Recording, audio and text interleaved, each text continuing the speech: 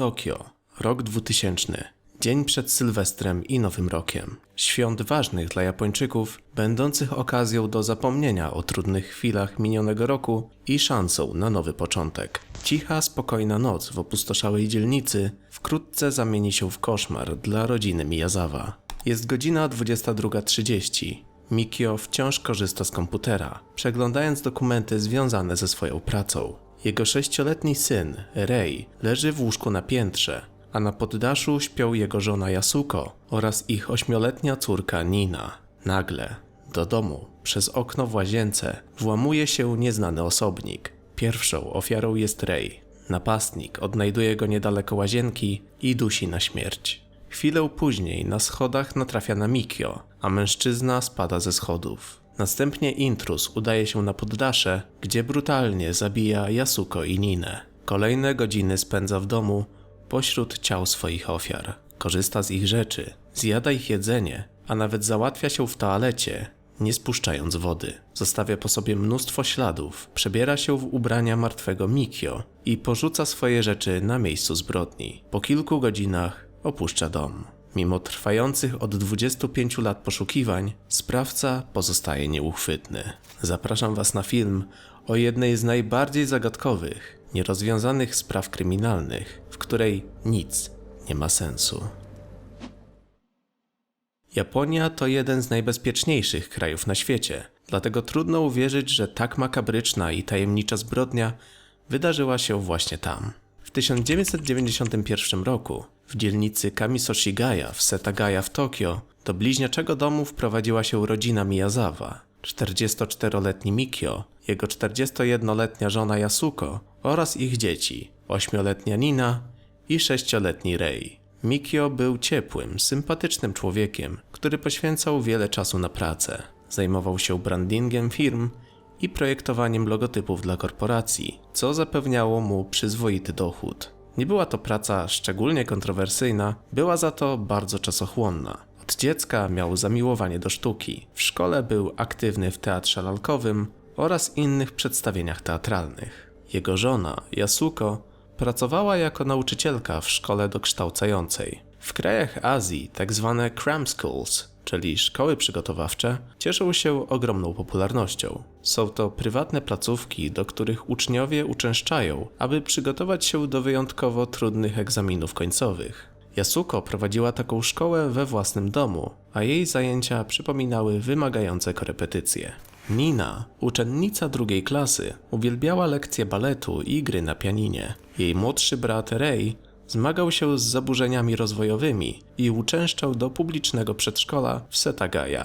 Dom Miyazawa składał się z 2 połączonych budynków. W jednej części mieszkała ich rodzina, a w drugiej matka Yasuko, Haruko. Czasami zatrzymywała się tam również siostra Yasuko wraz z mężem i synem. Dom znajdował się w spokojnej, zielonej okolicy, tuż obok rzeki Senkawa i pobliskiego skateparku. Okolica była bezpieczna, choć od czasu do czasu młodzież zbierała się tam, by jeździć na deskorolkach. Hałas związany z prowadzonymi przez Yasuko lekcjami przeszkadzał jej matce. Dlatego w domu zamontowano maty wygłuszające, aby dźwięk nie rozchodził się po całym budynku. Pod koniec lat 90. mieszkańcy Kamisoshigaya zaczęli stopniowo się wyprowadzać. Władze miasta naciskały na sprzedaż nieruchomości, planując ich wyburzenie w celu powiększenia parku Soshigaya. Wielu ludzi zgodziło się na te propozycje. Do grudnia 2000 roku w okolicy pozostały zaledwie 4 domy, w tym dom rodziny Miyazawa. Setsuko, matka Mikio, twierdzi, że nie wie, dlaczego jej syn i jego rodzina byli jednymi z ostatnich mieszkańców, którzy nie zdecydowali się na przeprowadzkę. Mikio nigdy o tym nie mówił, ale podobno rodzina sprzedała już ziemię miastu i planowała przeprowadzkę do większego mieszkania. Możliwe, że Yasuko odwlekała tę decyzję, obawiając się, że tak nagła zmiana źle wpłynie na ich najmłodsze dziecko. Pomimo tych niepewności, byli lubianą i kochającą się rodziną. Pod koniec grudnia Yasuko zaczęła zauważać podejrzane samochody parkujące w pobliżu domu. Było to niepokojące, ponieważ w okolicy znajdowały się lepsze miejsca do parkowania. Sąsiedzi wspominali o czarnym sedanie, który kilkukrotnie pojawiał się w pobliżu, jednak nie wiadomo o nim nic więcej. Dzień przed Sylwestrem sielankowe życie rodziny Miyazawa przerodziło się w koszmar. Ze względu na unikalną konstrukcję ich domu, łatwiej będzie wam zrozumieć przebieg wydarzeń, oglądając dostępne rysunki i modele. Znamy ogólny przebieg tej tragicznej nocy, jednak wiele szczegółów pozostaje niepewnych. Około godziny 23, 30 grudnia, ktoś dostaje się do domu przez okno w łazience na piętrze. W tym czasie Mikio przebywa na parterze, przeglądając pliki związane z pracą na komputerze. Yasuko i Nina śpią na poddaszu. Wychodząc z łazienki, napastnik zauważa łóżko, w którym leży Rei. 6-letni chłopiec staje się jego pierwszą ofiarą. Morderca dusi go, po czym kieruje się w stronę schodów. Spotyka Mikio, który wchodzi na piętro. Zadaje mu kilka ciosów nożem. Ranny mężczyzna spada ze schodów i umiera na parterze. Zabójca następnie udaje się na poddasze. Widzi śpiącą Yasuko i Ninę. Możliwe, że nie obudziły się, ponieważ dźwięki z parteru były przytłumione przez konstrukcję poddasza. Dziewczynka zostaje zaatakowana. Prawdopodobnie napastnik uderza nią o skos sufitu, w wyniku czego traci kilka zębów i doznaje krwotoku podpajęczynówkowego. Następnie próbuje zaatakować nożem, ale zauważa, że ostrze jest wyszczerbione i poważnie uszkodzone. Zdaje sobie również sprawę, że podczas ataku głęboko rozciął swoją dłoń. Śledczy ustalili, że trzymał nóż w uniesionej dłoni, uderzając nim od góry, tak jak Norman Bates w filmie Psychoza. Możliwe, że inspirował się tym filmem. Napastnik schodzi na dół, zostawia swój nóż w kuchni i bierze nowy. W tym czasie Yasuko i Nina próbują uciec. Schodzą z poddasza, najprawdopodobniej chcąc dostać się do apteczki, a potem uciec z domu. Niestety natrafiają na mordercę, który brutalnie zabija je nożem. Ilość ran i brutalność ataku sugerowały, że napastnik mógł odczuwać szczególną nienawiść do kobiet lub działał z motywem osobistej zemsty. Po dokonaniu morderstwa zabójca schodzi na dół i zaczyna opatrywać ranę na dłoni, korzystając z apteczki. Następnie bierze podpaskę Yasuko, próbując zatamować krwawienie. Jednak używa jej niepoprawnie. Przykłada mniej chłonną stronę, przez co krwawienie nie ustępuje. Ostatecznie decyduje się zatamować krwawienie rozciętymi rękawiczkami. Potem udaje się do toalety, załatwia się i nie spuszcza wody. Następnie otwiera zamrażarkę i wyciąga kilka kubków lodów. Możliwe, że chciał przyłożyć zimne opakowanie do rany, aby uśmierzyć ból. Zjada 4 opakowania lodów oraz mango, wydłubując miąższ palcami. Zagląda do lodówki, gdzie znajduje piwo i gazowane napoje, ale ostatecznie wybiera kilka butelek iced tea, które wypija. Około 1:18 w nocy napastnik siada przy komputerze Mikio, starym Macintoshu. Korzysta z niego przez 5 minut, między 1:18 a 1:23. Tworzy nowy folder na pulpicie, choć nie wiadomo, czy zrobił to celowo, czy przypadkowo. Być może nie był przyzwyczajony do myszek Maca, które posiadają tylko jeden przycisk, co mogło zdezorientować mordercę, przez co stworzył ten plik. Wszedł na stronę firmy Mikio, a następnie na stronę kina Shiki Theatre Company. Z jakiegoś powodu próbował kupić bilety. Być może chciał sprawdzić, czy karta bankowa ofiary jest nadal aktywna. Ostatecznie jednak nie dokonał zakupu. Na myszce znaleziono jego odciski palców, ale nie było ich na klawiaturze. Możliwe, że nie znał japońskich znaków znajdujących się na klawiszach. Wiadomo również, że przeszukał biurko Niny i przeglądał książki do nauki należące do Yasuko. Otwierał szuflady w biurku Mikio, jakby szukał czegoś konkretnego. Nie wiadomo, czy znalazł to, czego chciał, ale dużą część dokumentów zaniósł do wanny, wrzucił je do środka i z jakiegoś powodu zalał wodą. Niektóre źródła podają, że część papierów wrzucił także do sedesu. Następnie przebrał się, zostawił swoje ubrania i założył rzeczy Mikio. Po wszystkim położył się spać. Możliwe, że spędził w domu kilka godzin, a może nawet całą noc. Nie próbował w żaden sposób zacierać swoich śladów. Zostawił mnóstwo odcisków palców oraz liczne dowody DNA w postaci śliny, włosów, moczu i odchodów. Na miejscu zbrodni porzucił także swoje ubrania oraz nóż sashimi Seki Magoroku Ginju. Około 10 rano matka Yasuko próbowała skontaktować się z córką i zięciem, ale nikt nie odbierał. Zaniepokojona postanowiła pójść do ich domu, by sprawdzić, czy wszystko jest w porządku. Gdy wielokrotne pukanie nie przyniosło efektu, przypomniała sobie, że w mieszkaniu ma zapasowe klucze. Po wejściu do środka zastała przerażający widok. Wszędzie była krew. Gdy zrozumiała, że cała rodzina nie żyje, natychmiast wezwała policję. Po przybyciu na miejsce funkcjonariusze nie wiedzieli, od czego zacząć. W mieszkaniu panował istny chaos. Wszędzie było pełno krwi i śladów pozostawionych przez sprawcę. Informacje o makabrycznej zbrodni szybko pojawiły się w radiu i telewizji. Policja ogłosiła, że na miejscu znaleziono rękawiczkę z przeciętym materiałem w okolicy wnętrza dłoni. Ostrzegano, że poszukiwany mężczyzna może mieć poważnie zranioną rękę. Na początku wydawało się, że schwytanie zabójcy to jedynie kwestia czasu. Zostawił po sobie mnóstwo dowodów. Nikt wówczas nie przypuszczał, że po niemal 25 latach od tej zbrodni nadal będziemy mieć więcej pytań niż odpowiedzi.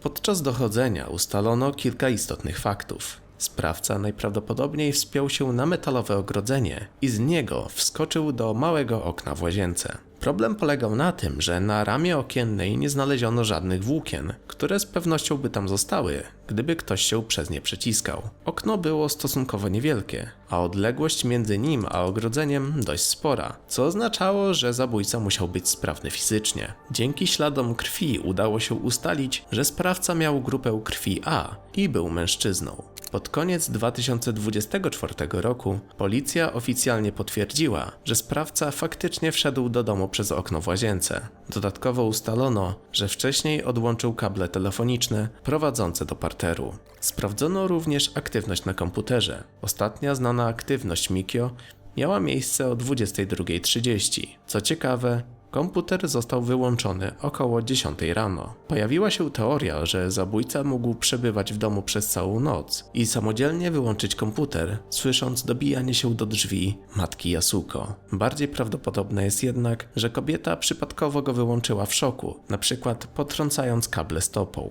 Zauważono, że z domu zginęło 150 000 jenów, czyli około $1000.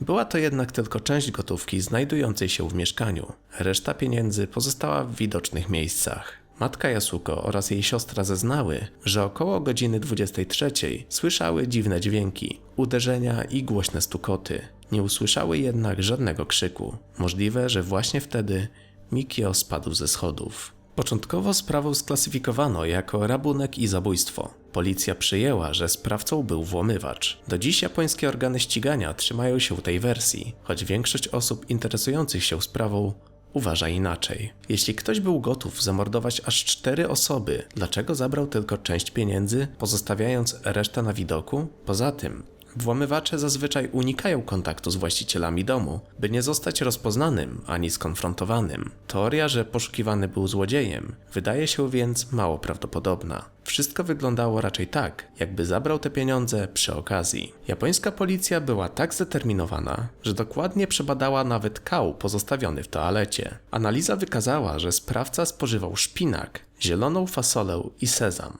Nie znaleziono jednak żadnych śladów tego jedzenia w żołądkach ofiar, co oznacza, że zabójca jadł je wcześniej, zanim wtargnął do domu Miyazawów. Śledczy uznali, że były to składniki typowej japońskiej domowej potrawy, co mogło sugerować, że poszukiwany mieszkał z matką. Pod uwagę brano także możliwość, że przed morderstwem sprawca odwiedził lokal Moss Burger, gdzie w menu znajdowało się jedzenie o podobnym składzie. Naczelnik policji prowadzący śledztwo stwierdził, że ofiary wyglądały, jakby były torturowane dla zabawy. Jedna z hipotez zakładała, że sprawca kierował się osobistą zemstą. Ciała Yasuko i Niny były wyjątkowo zmasakrowane, co mogło świadczyć o tym, że zabójca odczuwał wobec nich szczególnie silne negatywne emocje. Istnieje także teoria, że z powodu stężenia pośmiertnego sprawca mógł myśleć, że ofiary nadal żyją i próbował je, w cudzysłowie, dobić. Być może dlatego na ich ciałach znajdowało się tak wiele ran. Policja rozpoczęła śledztwo od analizy odcisków palców. Było ich bardzo dużo, dlatego od razu sprawdzono je w bazie danych. Ku zaskoczeniu śledczych nie znaleziono żadnego dopasowania. Oznaczało to, że sprawca nigdy wcześniej nie był aresztowany. Największym wyzwaniem okazały się jednak ograniczenia japońskiego prawa. W tamtym czasie przepisy zabraniały wykorzystania DNA do poszukiwania sprawcy poprzez analizę genealogiczną. Policja nie mogła więc sprawdzić jego powiązań rodzinnych ani regionu, z którego pochodził. Ostatecznie DNA sprawcy przekazano badaczom uniwersyteckim, którzy ustalili, że jego profil genetyczny wskazuje na pochodzenie z południowej Europy i wschodniej Azji. Ta informacja wyciekła do prasy. Problem polegał na tym, że taka kombinacja genów mogła wynikać z dalekich przodków, nawet sprzed setek lat. W związku z tym nie dawało to jednoznacznej odpowiedzi, skąd pochodził zabójca. Jednym z najbardziej zastanawiających aspektów tej sprawy było pozostawione w miejscu zbrodni ubranie sprawcy. Na jego podstawie oszacowano, że mężczyzna miał około 170 cm wzrostu. Jego strój określono jako skaterski. Miał charakterystyczną czapkę, luźne spodnie i biodrową torbę, tak zwaną nerkę. Jednym z kluczowych dowodów była koszulka, którą można było kupić w sieciowych sklepach Marufuru i MX jedynie pomiędzy sierpniem a grudniem 2000 roku. W Tokio sprzedano ich zaledwie 10 sztuk, a w całej Japonii 130. Udało się zidentyfikować zaledwie 13 kupców tej koszulki. Znaleziono także ślady stóp wskazujące, że sprawca nosił buty marki Slazenger, rozmiar 9,5. Choć model ten był dostępny w Japonii, ten konkretny rozmiar sprzedawano wyłącznie w Korei. Policja sprawdziła więc koreańską bazę odcisków palców, która jest jedną z największych na świecie. Każdy obywatel Korei, który ukończył 17 lat, jest zobowiązany do przekazania swoich odcisków palców, podobnie jak osoby przyjezdne. Mimo to nie znaleziono żadnego powiązania. W 2015 roku dziennikarz śledczy Fumiya Ichihashi, prawdopodobnie używający fałszywego imienia, wydał książkę Sprawa morderstwa rodziny z Setagai. 15 lat później nowe fakty. W publikacji pojawiła się informacja, że autor miał kontakt z mężczyzną nazwanym Kaneda, który twierdził, że zna tożsamość zabójcy. Według tej relacji sprawcą miał być niejaki Mr. Lee, koreański płatny zabójca, który od czasu do czasu wracał do Japonii, by dokonywać kolejnych morderstw na zlecenie. Jego celem miało być zabicie rodziny Miyazawa, aby przyspieszyć wyburzenie ich domu, ponieważ władzom miasta tak bardzo zależało na poszerzeniu pobliskiego parku. Problem w tym, że Fumiya Ichihashi nigdy nie przedstawił żadnych dowodów na poparcie tej teorii. Tożsamość Kanedy również pozostaje nieznana. Patrząc na fakty, ta teoria wydaje się mało prawdopodobna. Żaden płatny zabójca nie zostawiłby po sobie tylu śladów. Profesjonaliści działają szybko, precyzyjnie i nie pozostawiają dowodów. Tymczasem w tej sprawie zabójca spędził w domu ofiar wiele godzin, poruszał się swobodnie i pozostawił mnóstwo dowodów. Co więcej, argument o chęci szybszego wyburzenia budynku również nie ma sensu. Mimo upływu prawie 25 lat, dom rodziny Miyazawa wciąż stoi w tym samym miejscu i nie został zburzony ze względu na trwające śledztwo. Wiadomo też, że Mikio Miyazawa ostatecznie zgodził się na sprzedaż nieruchomości, jedynie zwlekał z decyzją, aby nie narażać małego Reja na stres związany z przeprowadzką. Policja postanowiła przekazać odciski palców sprawcy do Interpolu, aby sprawdzić, czy znajdą się jakiekolwiek powiązania w międzynarodowych bazach danych. Niestety i tym razem nie uzyskano żadnych wyników. W artykule ze stycznia 2001 roku, zaledwie kilka dni po zabójstwie, pojawiła się natomiast relacja taksówkarza, który twierdził, że przewoził 3 mężczyzn w średnim wieku. Jeden z nich miał poważnie rozciętą dłoń. Mężczyźni wsiedli do taksówki w okolicy Setagai i poprosili o kurs w stronę stacji kolejowej Tobu Nikko. Teoria, że byli zamieszani w morderstwo, wydawała się początkowo przekonująca, zwłaszcza, że w domu Miyazawa znaleziono 4 zjedzone kubki lodów, co mogło sugerować obecność więcej niż jednej osoby. Z drugiej strony, wezwanie taksówki tuż po dokonaniu brutalnej zbrodni w tej samej okolicy wydaje się skrajnie nierozsądne. Na stacji Tobu Nikko, do której kierowali się tajemniczy mężczyźni, jeden z pracowników zgłosił, że widział człowieka z głęboką raną na dłoni. Twierdził, że rana była tak poważna, iż spod skóry było widać kości. Policja założyła, że osoba z takim urazem musiała udać się po pomoc medyczną, więc przeprowadzono szczegółowe kontrole w okolicznych szpitalach. Ku zaskoczeniu śledczych nie odnaleziono nikogo, kto pasowałby do opisu. Zimy w mieście Nikko bywają bardzo surowe. Miasto leży w górzystym terenie, a w tych górach łatwo można się zgubić. Co roku odnotowuje się tam przypadki zaginięć. Istnieje możliwość, że mężczyzna z raną postanowił ukryć się w górach, ale nie znalazł drogi powrotnej i zmarł z wyziębienia. Jeśli tak było, jego ciało może nigdy nie zostać odnalezione. Podczas analizy dowodów policja znalazła ślady po zakreślaczach, takich jakich często używają uczniowie. W związku z tym śledczy obniżyli prawdopodobny wiek sprawcy z przedziału 15-24 na od 15 do 20 lat. Kolejną hipotezą było powiązanie zabójcy z pobliskim skateparkiem. Pozostawione przez niego ubrania zostały określone przez policję jako skaterskie. Ponoć Mikio Miyazawa miał czasem sprzeczki z młodzieżą, która jeździła na deskorolkach, ponieważ hałasowała i zakłócała spokój jego rodziny. W roku 2000 tego typu ubrania mogły być uznawane za modne, ale ich styl daleko odbiegał od tego, co rzeczywiście nosili skaterzy.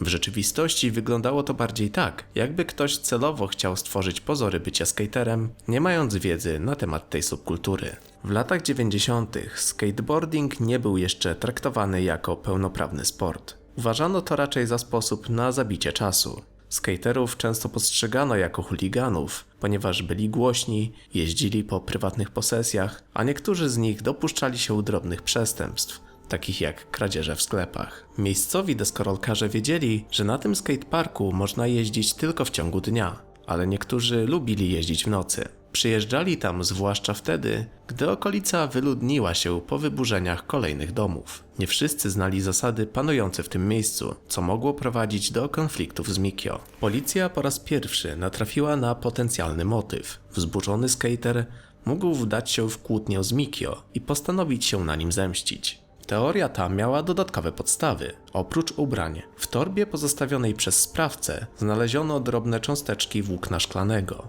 Materiał ten jest wykorzystywany do produkcji grip tape'u, szorstkiej taśmy przyklejanej na górną część deskorolki, aby zapewnić lepszą przyczepność. Kolejnym istotnym znaleziskiem była woda toaletowa Drakkar Noir, pozostawiona przez sprawcę, popularna wśród skaterów. Ambasadorem tej marki był Christian Hosoi, legenda skateboardingu w latach 80. i 90., który bywał także w Tokio. W tamtych czasach każdy, kto interesował się deskorolką, znał Hosoya, tak jak dziś każdy zna Tony'ego Hawka. Śledczy przesłuchali młodzież z pobliskiego skateparku.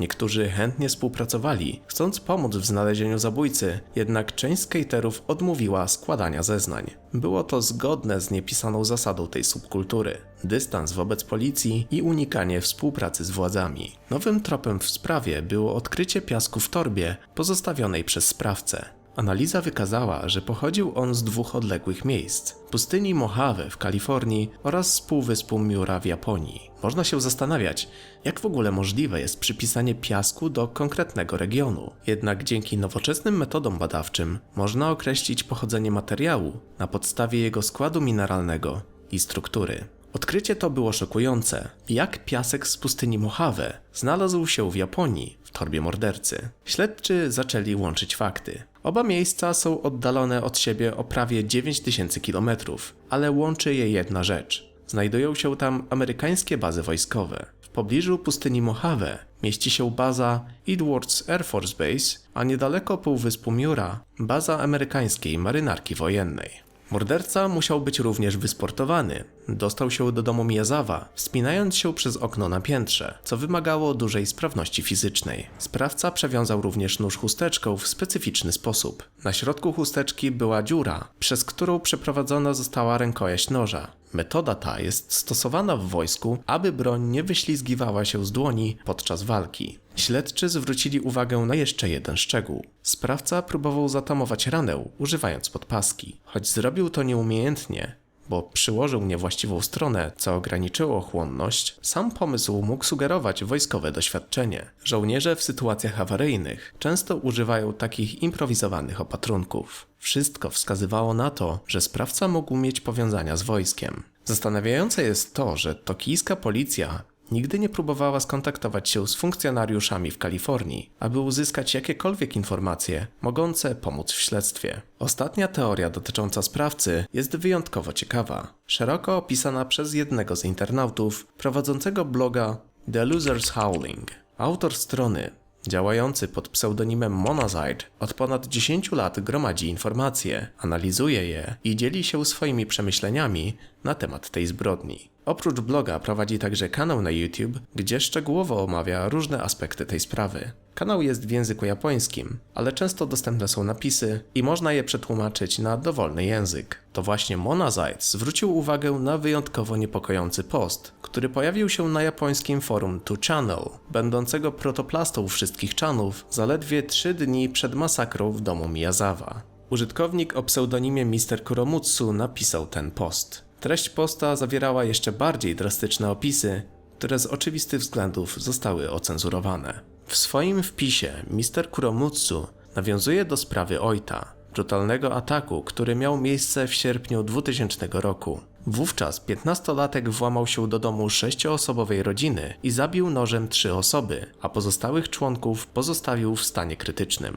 Był to okres, w którym w Japonii odnotowano wzrost liczby przestępstw popełnianych przez nieletnich. Młodzi sprawcy, inspirowani podobnymi aktami przemocy, dopuszczali się kolejnych brutalnych zbrodni. W 2001 roku na anonimowym forum pojawił się kolejny wpis użytkownika o podobnym pseudonimie. 4 lutego ktoś, kto przedstawił się jako Black Mutsu, opublikował nowe wiadomości. Tu Kuromutsu. Dziękuję za ciężką pracę włożoną w pisanie tych bzdur podczas mojej podróży. Nie mogę uwierzyć, że zaledwie 4 morderstwa mogą stworzyć tyle wpisów i wątków. Kiedy połączyłem się z siecią po raz pierwszy od dłuższego czasu, byłem zaskoczony przez wszystkich na 2chanie. Jedyne co mogę wam powiedzieć to to, że nie mieszkam w Setagaya. Pilnowanie tego parku to marnowanie pieniędzy podatników. On spadł ze schodów, ponieważ próbował odebrać mi broń. Nikt nie byłby na tyle głupi, by podejść do schodów z obiema rękami w górze. Zmyliłem policję, zostawiając fałszywe dowody. Dzięki temu śledztwo przeniosło się do Korei. To takie zabawne. Byłem tylko w jednym miejscu przez około miesiąc. Opuściłem lotnisko Haneda. Zastanawiałem się, kiedy mnie znajdą. Z pewnością miałem żal do tej rodziny. Chciałem ich zabić tak szybko jak to możliwe. Cała rodzina nie żyje. Myślę, że jestem w stanie tak żyć i istnieje część mnie, która śmieje się z tego, jak naiwna i pobłażliwa jest japońska policja. Ale to chyba pierwszy raz od początku istnienia 2chana, kiedy jest tyle wątków na ten temat. Nigdy nie zostanę złapany. Nigdy nie zostanę złapany, ponieważ wszystko idzie zgodnie z planem. Nauczyłem się, że tokijski Departament Policji to tak naprawdę tylko nazwa. Myślę, że każdy powinien być z siebie zadowolony, prawda? Na pytanie przez Anona, dlaczego to zrobił, odpisał: ponieważ nienawidziłem tych bezczelnych psów i kotów w parku. Robiłem to w parku, a ta rodzina przypadkiem mnie zobaczyła. Zrobiłem to, żeby ich uciszyć. I tyle. Obecnie dom rodziny Miyazawa stoi pusty i jest strzeżony przez policję 24 godziny na dobę. Co roku, w rocznicę tragedii, Setsuko Miyazawa, matka Mikio, odwiedza to miejsce wraz z funkcjonariuszami, aby oddać hołd zmarłym. 93-letnia kobieta wciąż nie poddaje się w poszukiwaniu odpowiedzi. Rozdaje ulotki informujące o tragedii i każdego dnia ma nadzieję, że ktoś w końcu przekaże jej istotne informacje. Często można ją spotkać przy wejściu na stację Chitose Karasuyama w Tokio, gdzie czeka na jakikolwiek trop, nawet po 24 latach od zbrodni. Pomimo ogromnej liczby dowodów, zaangażowania w sprawę 250 000 śledczych i upływu prawie 25 lat, sprawca wciąż pozostaje nierozpoznany. Jeśli film Ci się spodobał, zachęcam do subskrybowania kanału, aby być na bieżąco z nowymi materiałami. Zapraszam Cię również na mojego Instagrama, a jeśli chcesz wesprzeć moją twórczość, możesz to zrobić poprzez Patronite. Dzięki zostaniu patronem zostaniesz uhonorowany na końcu odcinka i uzyskasz wcześniejszy dostęp do nowych filmów. Tymczasem trzymajcie się ciepło i do następnego razu. Hej!